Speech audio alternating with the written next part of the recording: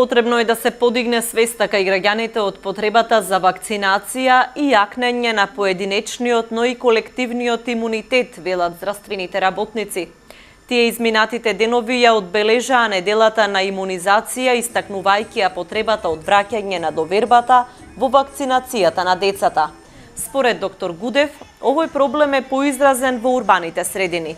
Од настанот го организираме со цел да го подигнеме нивото на граѓаните за свесност за од неопходната потреба на вакцините, како заради тоа што како во цела Македонија и кај нас опитот за одредени вакцини почна да паѓа под задоволителното ниво од 95%. Се гордеевме до пред неколку години дека сме во сите рамки на сите вакцини над 95%, но пошто бидејќи ова се случи и кај нас, сакаме да потенцираме да ја вратиме довербата на граѓаните во имунизацијата на децата. За одредени вакцини се уште сме на 95%, како за БСЖ, тој првата доза хепатит.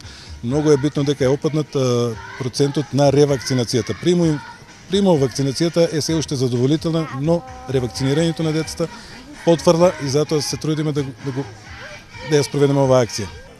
На информативниот настан што се одржа денеска во големиот градски парк, здравствените работници ги информираа родителите, но и заинтересираните граѓани за вакцините.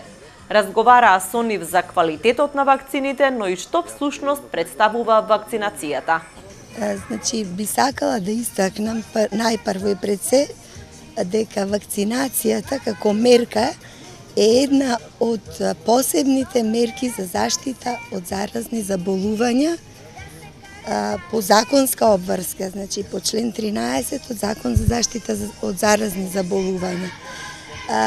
Вакцинацијата е една најголема придобивка што може да има здравството.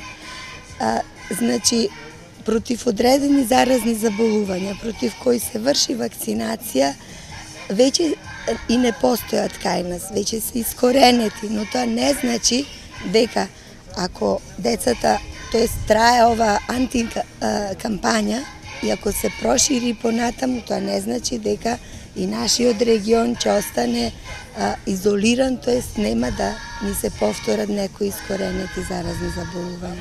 Значи, со вакцината ние всушност внесуваме дел од микроорганизмот или умртвен микроорганизам како би го поттикнале живиот човечки организам да створи антитела, тоест сам да се избори против тој антиген. Така што, ако во текот на животот дојде во допир со тој антиген понатаму, тоест микроорганизам или вирус, ќе може да се справи со тоа. Значи, нема да заболи едноставно.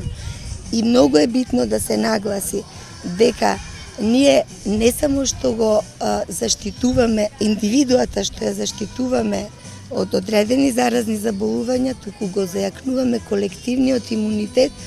Македонија ја одбележува Европската недела на имунизација, а годинешните активности се фокусирани на разбивање на митовите за вакцините и нивната безбедност за децата.